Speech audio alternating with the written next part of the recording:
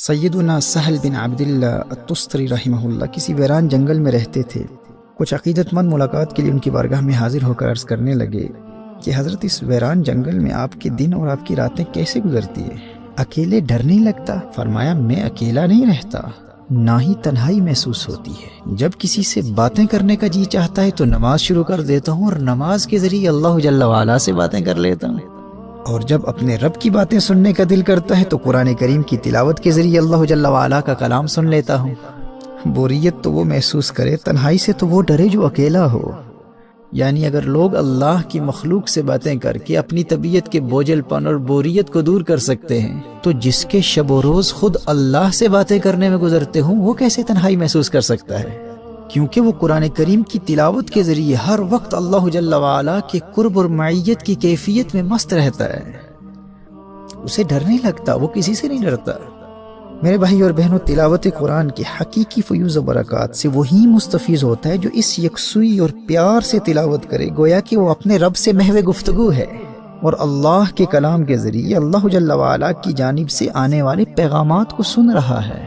لیکن یہ کیفیت دوسری صورتوں کے مقابلے میں سورۃ الفاتحہ کی تلاوت کے دوران نسبتاً آسان ہو جاتی ہے اور اپنے درجہ کمال تک پہنچ جاتی ہے، کیونکہ سورۃ الفاتحہ کی تلاوت کے دوران انسان نہ صرف تلاوت کے ذریعے اللہ جل وعلا کے پیغامات کو حاصل کرتا ہے بلکہ اس سورت کی تلاوت کے ذریعے وہ اللہ کو پکار رہا ہوتا ہے اور اللہ جل وعلا کی جانب سے ایک ایک آیت کی تلاوت پر جو خاص جواب ملتا ہے اس جواب کو نبی کریم صلی اللہ علیہ وآلہ وسلم نے ہم جیسوں کی آسانی کے لیے لفظ بلفظ بیان فرما دیا ہے کہ اللہ جل وعلا کی جانب سے جواب کیا ملتا ہے۔ دیکھیے، جو اللہ جل وعلا کے خاص مقرب بندے ہوتے ہیں وہ تو باقی صورتوں کی تلاوت پر بھی جو جواب ملتا ہے اسے بھی حاصل کر لیتے ہیں، لیکن یہ عام لوگوں کے لیے ممکن تو نہیں ہے نا۔ پر سورۃ الفاتحہ کی تلاوت کی خصوصیت یہ ہے کہ رحمت للعالمین صلی اللہ علیہ وآلہ وسلم نے اس سورہ مبارکہ کی تلاوت پر اللہ جل وعلا کی جانب سے آنے والے جواب کو ہر خاص و عام کے لیے بیان فرما دیا ہے۔ اب کس قدر محرومی ہے اس شخص کے لیے جو ہر روز نماز میں اور غیر نماز میں بھی سورۃ الفاتحہ کی تلاوت کرتا ہے، اور نبی کریم صلی اللہ علیہ وآلہ وسلم نے اس تلاوت پر اللہ جل وعلا کی جانب سے آنے والے جواب کو بھی بیان فرما دیا ہے۔ لیکن اس غافل نادان کو آج دن تک یہ موقع ہی نہیں ملا کہ وہ یہ جاننے کی کوشش کرے کہ جب میں سورۃ الفاتحہ کے ذریعے اللہ کی حمد بیان کرتا ہوں اور اللہ کو پکارتا ہوں تو میرے اللہ کی جانب سے کیا جواب آتا ہے۔ تو سماعت فرمائیے، حدیث قدسی ہے، نبی کریم صلی اللہ تعالی علیہ وآلہ وسلم نے ارشاد فرمایا کہ اللہ جل وعلا نے ارشاد فرمایا میں نے صلاۃ کو اپنے اور اپنے بندے کے مابین تقسیم کر دیا ہے۔ صحیح مسلم کی حدیث کے الفاظ یوں ہیں، فَنِصْفُهَا لِي وَنِصْفُهَا لِعَبْدِي۔ اللہ ارشاد فرماتا ہے سورۃ الفاتحہ کا ایک نصف میرے لیے ہے اور ایک نصف میرے بندے کے لیے ہے۔ فَإِذَا قَالَ الْحَمْدُ لِلَّهِ رَبِّ الْعَالَمِينَ قال اللہ حمدنی عبدی۔ جب بندہ الحمدللہ رب العالمین پڑھتا ہے، جب بندہ کہتا ہے کہ تمام تعریفیں تمام خوبیاں اللہ کے لیے ہیں جو سارے جہانوں کا مالک ہے، تو اللہ کیا جواب ارشاد فرماتا ہے؟ اللہ ارشاد فرماتا ہے حمدنی عبدی، میرے بندے نے میری حمد بیان کی۔ فاذا قال الرحمن الرحیم، جب بندہ الرحمن الرحیم کہتا ہے، جب بندہ کہتا ہے بہت مہربان اور بہت رحیم، بہت رحم والا، تو اللہ کی جانب سے جواب کیا آتا ہے؟ اللہ ارشاد فرماتا ہے اثنا علی عبدی، میرے بندے نے میری ثنا بیان کی۔ اللہ کی جانب سے آنے والے اس پیار بھرے جواب پر غور کیجیے اور اسے زبانی یاد کر لیجیے اور آج ارادہ کر لیجیے کہ آج کے بعد جب بھی سورۃ الفاتحہ کی تلاوت کروں گا تو اللہ جل وعلا کی جانب سے آنے والے اس جواب کا تصور کرتے ہوئے روحانی طور پر اللہ سے ہم کلامی کی اس کیفیت سے لطف و سرور حاصل کروں گا۔ کس قدر پیار سے اللہ ارشاد فرماتا ہے حمدنی عبدی، دیکھو میرے فرشتوں، میرا بندہ میری حمد بیان کر رہا ہے۔ اثنا علی عبدی، ارے دیکھتے نہیں میرا بندہ میری ثنا بیان کر رہا ہے، گویا کہ اپنے فرشتوں سے فرما رہا ہے دیکھو میرے فرشتوں حمدنی عبدی۔ اور جب تم کہتے ہو الرحمن الرحیم تو اللہ گویا اپنے فرشتوں سے فرما رہا ہوتا ہے دیکھو میرے فرشتوں اثنا علی عبدی، میرے بندے نے میری ثنا کی ہے۔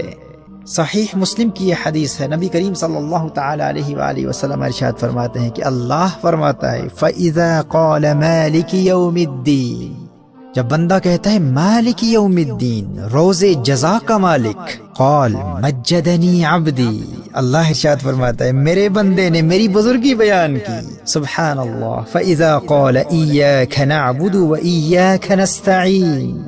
جب بندہ کہتا ہے ہم تیری ہی عبادت کرتے ہیں اور تجھ ہی سے مدد چاہتے ہیں، تو اللہ کی جانب سے جواب کیا آتا ہے؟ اللہ ارشاد فرماتا ہے قال هذا بینی وبین عبدی ولعبدی ما سأل، اللہ ارشاد فرماتا ہے اب یہ معاملہ میرے اور میرے بندے کے درمیان ہے،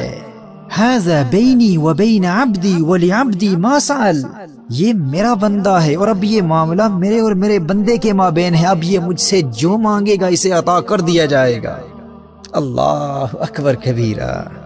پھر جب بندہ پڑھتا ہے فَإِذَا قَالَ اهْدِنَا الصِّرَاطَ الْمُسْتَقِيمَ صِرَاطَ الَّذِينَ أَنْعَمْتَ عَلَيْهِمْ غَيْرِ الْمَغْضُوبِ عَلَيْهِمْ وَلَا الضَّالِّينَ، جب بندہ اللہ کی بارگاہ میں عرض کرتا ہے یا اللہ ہم کو سیدھا راستہ چلا، راستہ ان کا جن پر تو نے احسان کیا، نہ ان کا جن پر غضب ہوا اور نہ بہکے ہوئوں کا، تو اللہ کی جانب سے پھر جواب آتا ہے، اللہ پھر ارشاد فرماتا ہے هَذَا لِعَبْدِي وَلِعَبْدِي مَا سَأَلَ، یہ میرے بندے کے لیے ہے اور جو اس نے مانگا اسے دیا گیا۔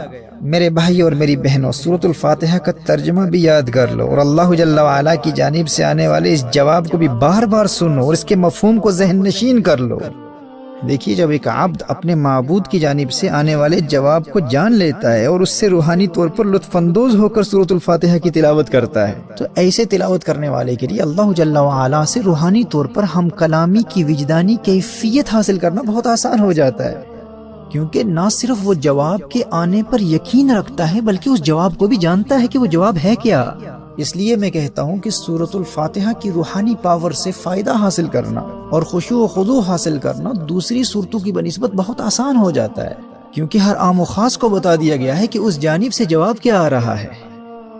آج کے بعد اللہ جل وعلا کی جانب سے آنے والے اس پیار بھرے جواب کا تصور کرتے ہوئے اور اس پر یقین رکھتے ہوئے پورے انہماک کے قلب کے ساتھ اس خوبصورت تصور میں ڈوب کر کے میں اپنے رب سے باتیں کر رہا ہوں، رب کی جانب سے جواب بھی آ رہا ہے، سورۃ الفاتحہ کی کثرت سے تلاوت کی عادت بنا لو اور پھر دیکھو یہ سورۃ الفاتحہ تمہاری دنیا اور آخرت کو کس طرح سنوار دیتی ہے۔ قرآن کریم کی جن صورتوں کے فیوز و برکات بیان کیے جا چکے ہیں ان کا دار و مدار پڑھنے والے کی روحانی کیفیت پر ہوتا ہے کہ وہ کس قدر یکسوئی اور اللہ جل وعلا سے ہم کلامی کی کیفیت میں محو ہو کر پڑھتا ہے۔ جو جتنا زیادہ اپنے رب سے راز و نیاز کی باتیں کرنے اور رب کے کلام کو سننے اور اللہ جل وعلا سے سرگوشی کرنے کی کیفیت میں ڈوب کر قرآن کریم کی تلاوت کرتا ہے، اسے اس کی زندگی میں ان صورتوں کی تلاوت کے اتنے ہی زیادہ روحانی اور مادی فوائد حاصل ہوتے ہیں۔